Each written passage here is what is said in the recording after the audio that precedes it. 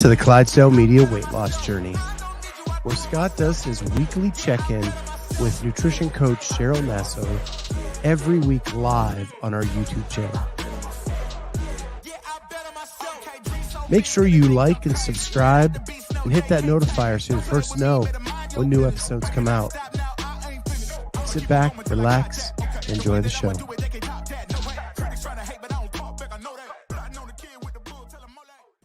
What's going on, everybody? Welcome to the Clydesdale Media Weight Loss Journey. That's all I'm doing for an intro today.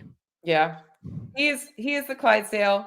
I am Coach Cheryl, and we are here to talk about where Scott's at. And it's funny because as a nutrition coach, I don't know if it's just as a nutrition coach, as a person, I kind of have for one, I never have an off. I never have a day where I'm not thinking about somebody.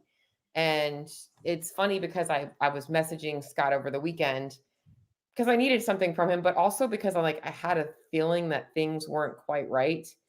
And I was like, hey, you got a few minutes?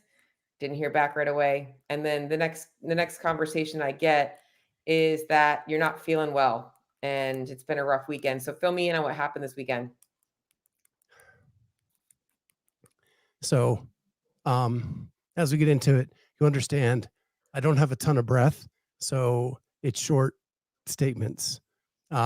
Basically, I've been telling you for a month and a half that every time I work out, I run out of breath really fast. Mm-hmm. And it's been very frustrating because I feel like my sinuses were getting better and I can breathe completely through my nose now. Like, it's really cool. Then this weekend just took a turn for the worse, and it got where I couldn't really even catch my breath. Like, felt like full on asthma attack, or that I could just not breathe at all. Mm-hmm. Like, really scary. So I called my doctor. He couldn't get me in until today. And that's like, all of a sudden, like, it went from I could do a workout, but like holding back a little bit, to I can't even like get up the stairs. Yeah. Like instantly. So, so I get to the doctor today. I was still having that gas problem, like excessive gas. And so,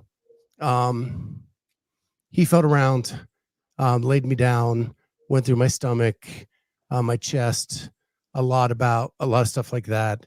And then after a few tests, turns out that I have a infection in my lungs. And it's probably been there for a while and just really ramped up this weekend. Yeah. Well, couple things. You haven't really spoken too much about the out of breath stuff. Like, you haven't really been disclosing. So I have on this episodes, and we can listen back. I know you've been struggling a little bit with breathing, but you haven't been like, I'm getting so out of breath that like I have to stop. Like, that hasn't. So this does seem like it got better very quickly. However, or got fast really quickly, got bad really fast. However, I do think that there being an underlying lung issue might be why the last couple of months, remember how we've been like, hey, you're like, I feel like you're sick a lot. I think that you might have had something brewing and it just wasn't bad enough to actually be treated. It wasn't affecting you that much until all of a sudden last weekend. And that also likely might have been what was upsetting your gut. It might have all been kind of the same thing. It might not have been your food at all. Could have been just that stuff kind of, sitting there, so that might have been more of what you were feeling is maybe pressure on the belly from the lungs. So, because all that stuff pushes into your diaphragm. So you might have been getting gas and stuff from that. I'm sure the doctor probably talked to you about that. Well, the one thing he found was my stomach was really tight. Mm-hmm. Like, it was being pushed out inches from everything that's going on. Yeah, from the lungs. Yeah. So it was distended, like, way out there. And that today is where that really hurt. Mhm. Like my stomach hurt so bad this morning when I woke up. Um, and then it's just burp and burp and burp trying to get some Yeah. relief. Yep. and and then I went to the doctor and all that. So um he So I'm gave gonna say, me yeah. he gave me antibiotics and a steroid. Um and it's just for 5 days. And then he wants to see me to see if there's any kind of headway with it. And then we'll go from there. Okay. Did they do lung x-rays? Not today. Okay. So you're on a steroid and antibiotic. I was gonna say before you said it, I'm assuming they put you on steroids and antibiotics. So you're gonna likely start to feel pretty good in a couple of days with the steroid for sure. Yeah. But yeah, huge setback for sure in terms of that stuff. But you know, the main thing that I want to touch on as we're going into this is the title of today's episode is another hurdle right before the open, right? And so I really have mixed feelings about that title because I think that in your head, you're already like, oh, this is great. Now I'm going into the open, not being at my best. I'm sick. I'm not going to really be able to showcase myself as a person and showing up at the gym. And it's almost like becoming this self-fulfilling prophecy that, oh, my open workouts are going to suck. Okay. First of all, I love CrossFit. I love the open. I love the games. I'm all about it. My goal is I want to compete again. But at the end of the day, it's one workout that's likely going to take about 10 minutes out of your entire week. So this hurdle, I don't give a shit about the open. I don't give a shit about the open. I'm going to be honest. That is the least of my worries when you're telling me that you have a lung infection that is so hard for you to walk up the stairs. My concern for you is your health and being able to walk up the stairs. So when I wrote the title, I'm not concerned with the open either. Good. I truly am Good. not. I Good. really just want to feel better and be able to be active again without breathing heavy. Yeah.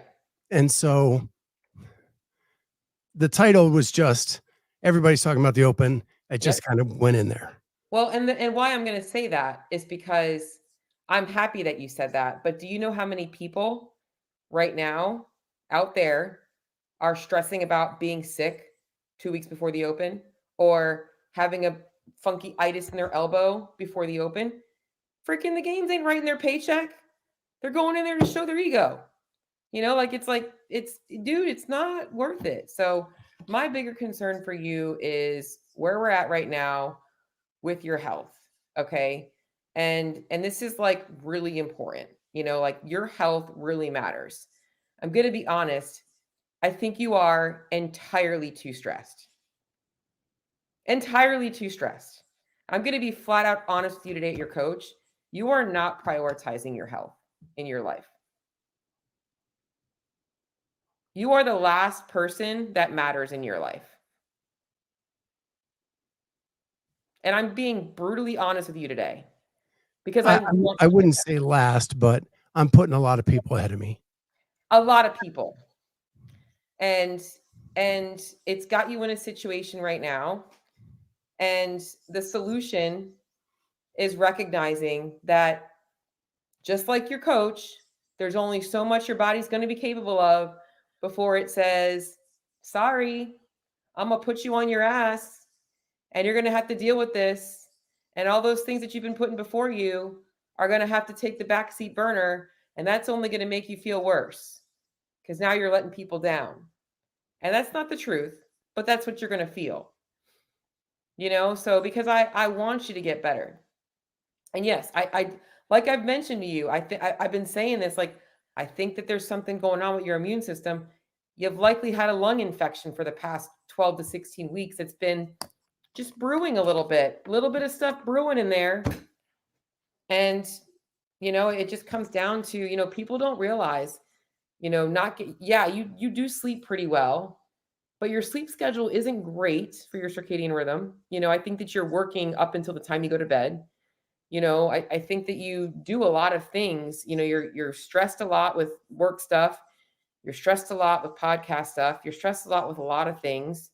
and you're not really taking your own self and saying, I matter in my life. And I get it. I don't disagree with that. Just to answer Philip Kelly, I do go to therapy, but my therapist just retired in December. Yeah. So I need to find a new one. Let me just tell y'all, therapy, underrated. We should all have a therapist, especially if you work from home. I'm just going to be honest, because you are literally always second guessing every thought that goes through your head. And it's like to the nth degree. But So yeah. I do want to disclose a few things that I've kept private because it's just a lot. Mhm. My mother-in-law has cancer. My sister has cancer. My sister and my mom are fighting. So now, like, we're the only ones that listen to my sister. It's just a lot.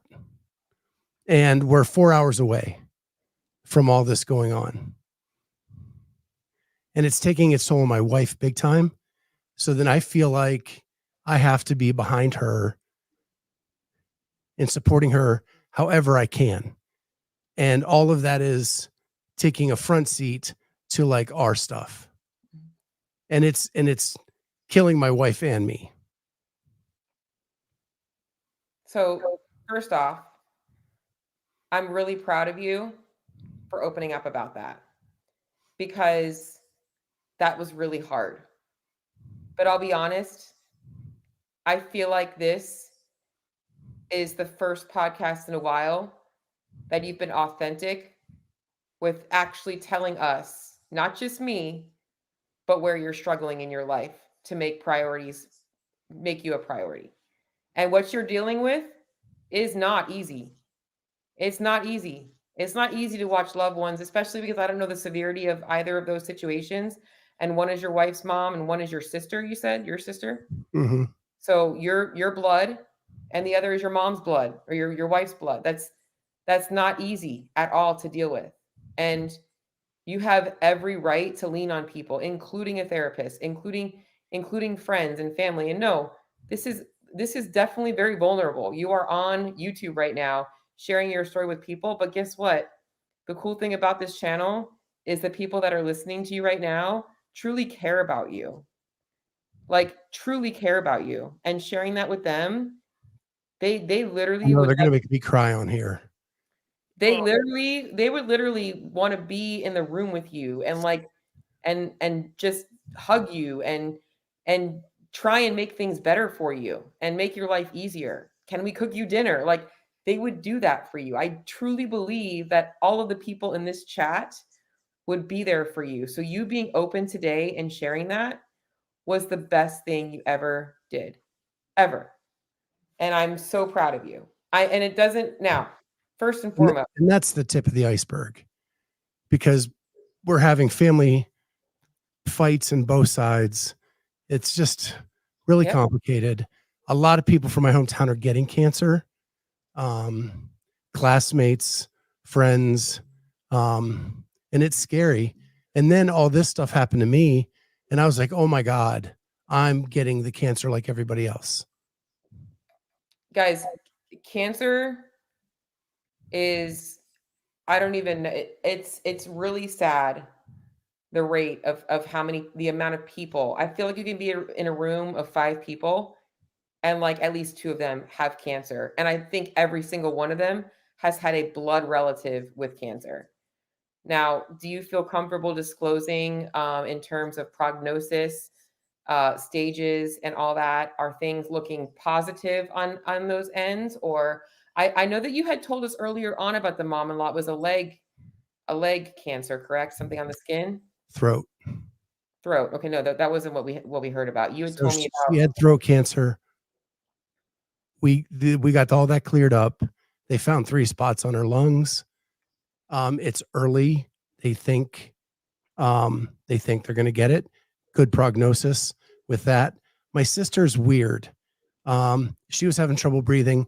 They found masses in her lungs. They removed those. They were not cancer. And then in her hip and groin area, started to develop a cluster of cancer. Okay. All right.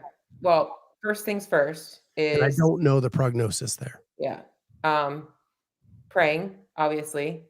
Prayers for your mother-in-law, prayers for your sister, prayers for your family, because I know that stress of having family drama when you don't need family drama, when people are fighting over things that don't matter, when you got a loved one sick. It doesn't help anything. All of that aside, okay? Because I do want to really make sure that you are taken care of. No matter what happens in your life and the people around you, your life still matters. And putting you on the backseat burner for the state of worry is not going to help the situation. That goes for your wife as well. You guys are a unit, and no matter what goes on outside of your house, you guys need to lean on each other. And sometimes that means making the hard choices to like say, hey, no, like we need to take care of our health. We need to come first this weekend. We don't need to be involved in the bullshit. And being okay with that decision, knowing that you're not going to be able to affect things in a positive or a negative way. You know, like there's a lot of people out there dealing with sick loved ones. And in fact, I can talk about her. I had a client that got diagnosed with cancer when working with me. And let me just tell you, one of the happiest women I could see being told, literally, this is not looking good. Had to go through chemo, radiation, lost all her hair, lost a bunch of weight. And the entire time, every single week, I got a photo of her, bald head and all, with a muscle. I'm going strong. Because she wasn't going to fucking quit on herself. And you have to realize that you can only do so much for other people. You still got to take care of you. You got to take care of you. You're only going to be able to help them if you are 100%. And I'm not telling you to be selfish. I'm not telling you not to go see your family. I'm not telling you that. I'm telling you that we've got to take Scott's journey seriously, just like the guy that writes your paycheck, the job you show up to every day. That stuff matters. This matters too.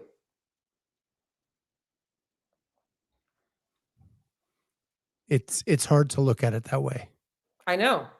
It feels shameful. You feel guilty. You feel selfish. You feel overwhelmed. You feel all of those things. This right here, super hard. Super hard. It's a gift and a curse. Being somebody who cares so much about others, I get it. I totally get it, dude. And right now that's why we're having this conversation. You know, because I want you to walk away today saying like, right now, I'm going to make the best choices for my health, whatever that looks like. And right now, you want to know what the leading cause of cancer really is?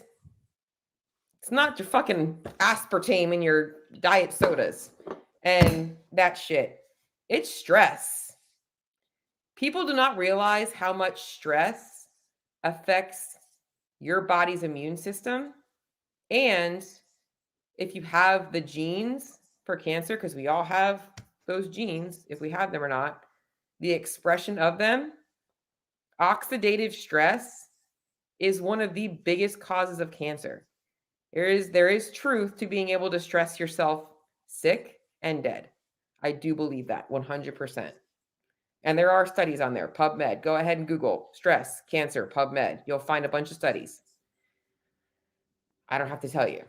But so that was I didn't expect to go there today. I'm happy that we're having this talk. I mean, I'm not happy, but I didn't expect that to be what we were talking about today. So, but I'm open up the floor to you. I just feel helpless right now. I feel like I'm so weak after this weekend that I can't help anybody. Mhm. Um, and that worries me a lot. So I'm trying to flip the script and take care of myself so I can take care of others. Absolutely. Let's start with mapping out what that looks like. Okay. I think you have pretty good sleep habits. Am I right or am I wrong? Are you lying about that? Wow, jab. No, my habits. I go to bed at the same time every night. I 10, get up 11, at the same right? time. I go to bed at 10 o'clock, Yeah, 10, up at 7:45. up at 7:45. That's 11, 12, 1, 2, 3, 4, 5, 6. I'm happy with that. You're getting a good amount of sleep. Okay. You sleep through the night for the most part when you're not sick. Yeah, I have not been the last 5 days. Okay. So you are restless right now when you sleep. I just wake up not being able to breathe. Okay. Let me ask And you, then recovering from that is really hard. throughout the day, do you feel energized in your day? No. Okay. Before last week, were you feeling energized in your day? Yes. Okay. So this past week has just been hitting you pretty hard. All right. That's good. I know the gut stuff has been going on. Um, your day, how much time you work from 8 a.m. until what time? 5. 8 to 5. Of Shh. that, yeah. Of that time, how many times during the day do you actually get up off of your computer? Quite a bit. I really did after the games this year, I did put some habits in place where I do get up and take a break. Like if we were in an office building, I'd get a break. Okay. And so I'm just setting that up for myself. Okay. Okay. So you do get up and you do take breaks. Okay. Eating schedule is pretty routine. Yeah. Okay. How are you relaxing between the hours of 5 p.m. and 10 p.m.?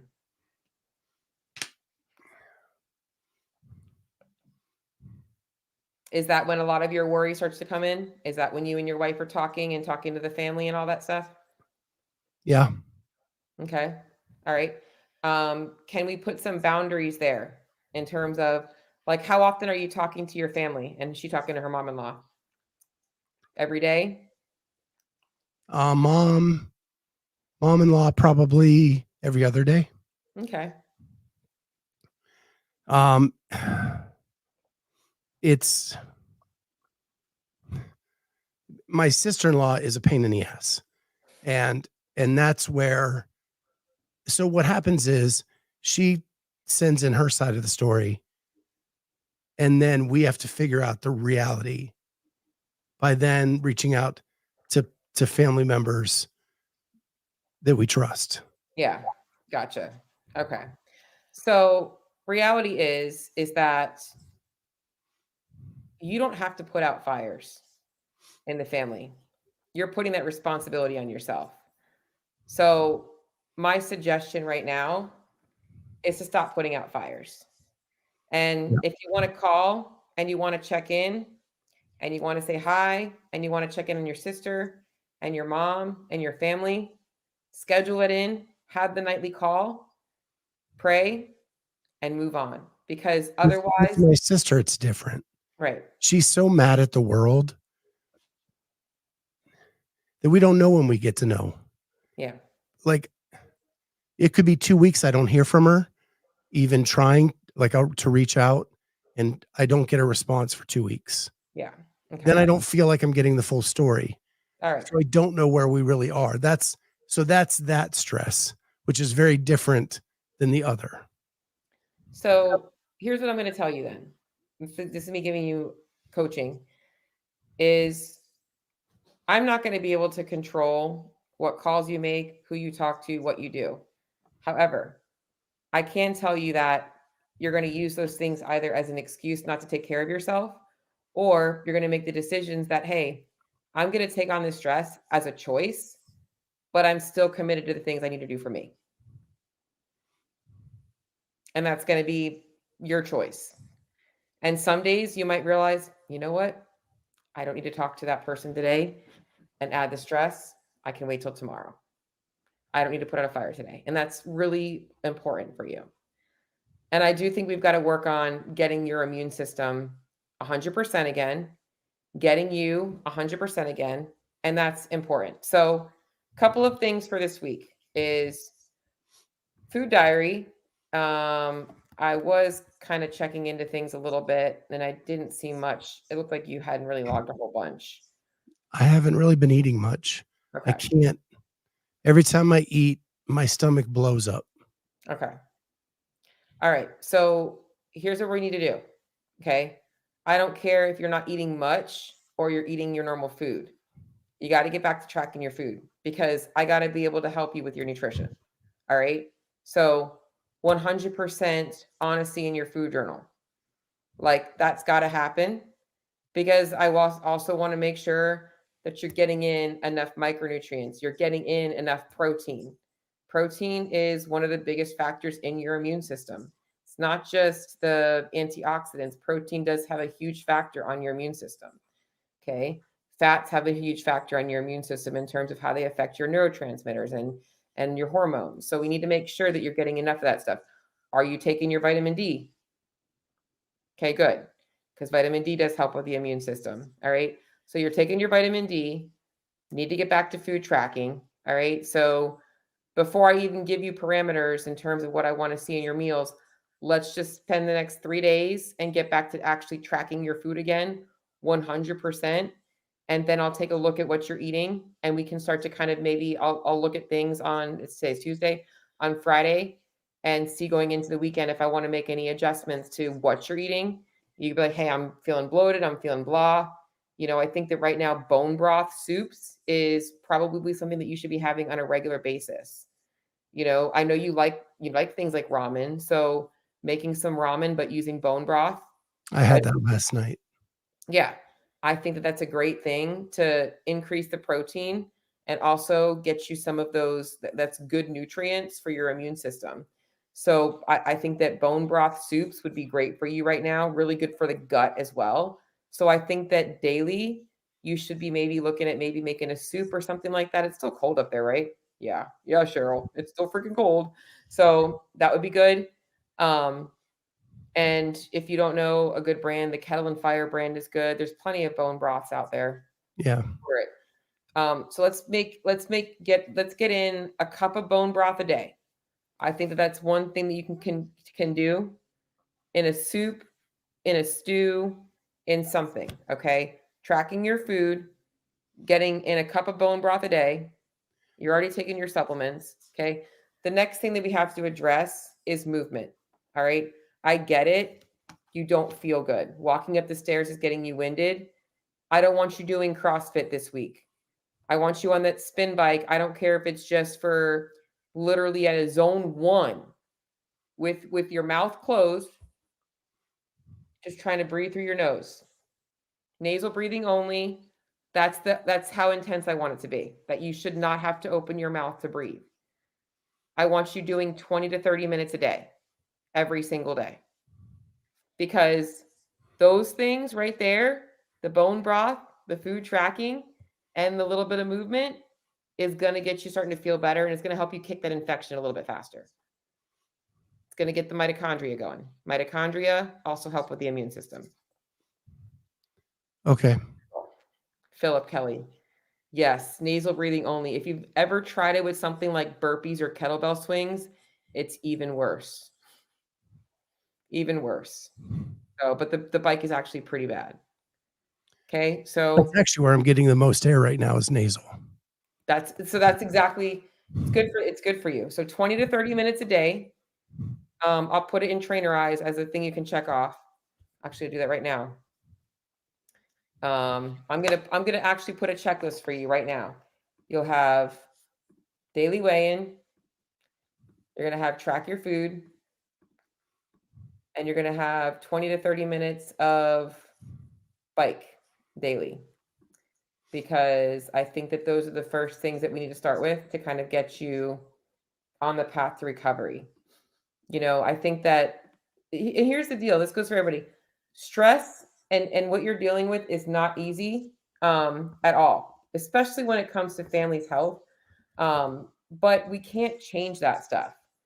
The more we focus on it, the less we lose sight of the things that we can focus on.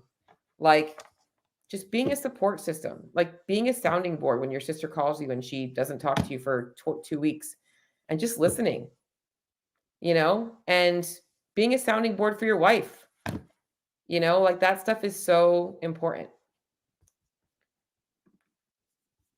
So on your dashboard, you have daily weigh-in, track your food, and 20 to 30-minute bike every single day. Oh, I forgot the bone broth. Can you do the bone broth? Are you comfortable with that? I like bone broth. Good. I'm going to put 1 to 2 cups. And that's probably going to be for a little while. I think your gut can use it as well. For sure. Okay. So obviously, I'm assuming that you didn't go and get any workouts in this week. No. Yeah, I didn't think so. Okay. So my goal this week is that obviously no gym. We're just getting those 20 to 30-minute bike sessions in. To answer Corey, he asked, how long did they say till the infection clears up? They said I would start feeling better tonight if I could get the prescriptions in, and I did. But it won't. I'm not going to feel myself for a couple days. Yeah. And then I think he wants to see me in 5 days because he doesn't know. Like, this was just kind of a first step. And it was an emergency visit. And then now we can start doing some more testing, stuff like that. Yeah. I feel like chest x-rays would be good just to make sure that you don't have pneumonia. Yeah, he did testing for that in some way and said he doesn't think I have it. Good. Well, I wrote down what our goals are for this week because that's important. More so, I'm really happy that you shared a little bit about what you've been going through personally because, when it comes to nutrition, if a person's brain isn't quite there, it's going to show up in their nutrition and their workouts. It's something that, and we can only hide it for so long before it ends up surfacing, so I'm happy that you did share. So, and I will be praying for your mom-in-law, for your sister, and also for your sister-in-law who doesn't know how to handle things as good as she could. Yeah. Yeah, and maybe that'll be a conversation next week, but that's another complication. I'll tell you off the air and then we can decide if you want to talk about it next week. Again, the main thing here is all of those things in life are going to happen. You still have to go on. Your life has got to go on. In the words of Celine Dion, do not make me pull out my song.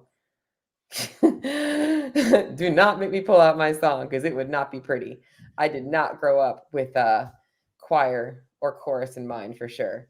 Just kidding. But I love this. I love what Judy just said.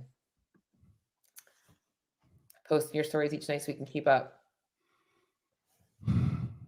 I will post a screenshot of his if he checks things off in Trainer Eyes for me. I will post it on the stories every single day that he does that. So he's got to check them off. And on the honor system that he's actually doing them and not just checking them off, which I know that he will. I know he'll do them. I will call you and sing My Heart Will Go On, Scott. Don't tempt me. Corey, there is a call-in number now. I mean, just saying. Isn't there a call-in number, Scott? It's not hooked up right now. I'm just kidding. But Kenneth wants to give you a hug. He really does. No. Yeah. So we're all here for you, dude. We're all here for you. So this audience is the best. This group, and I shouldn't call them an audience. They're more than that. Like getting to meet Judy at MFC and hanging out with her and her husband and Corey. Hell, I roomed with Corey. Kenneth has become a good friend. Like, man, You guys are just freaking the best. They care about you. Like I said, any one of them would take you out to dinner and listen to you vent for hours. They would. They would. So, All right, guys. With that, thank you so much for all the prayers, well wishes, vibes, whatever it is you do. I appreciate every single thing. Corey just texted me Celine Dion. With that, I will see everybody next time with Cheryl as we go through this and see how I'm doing in a week.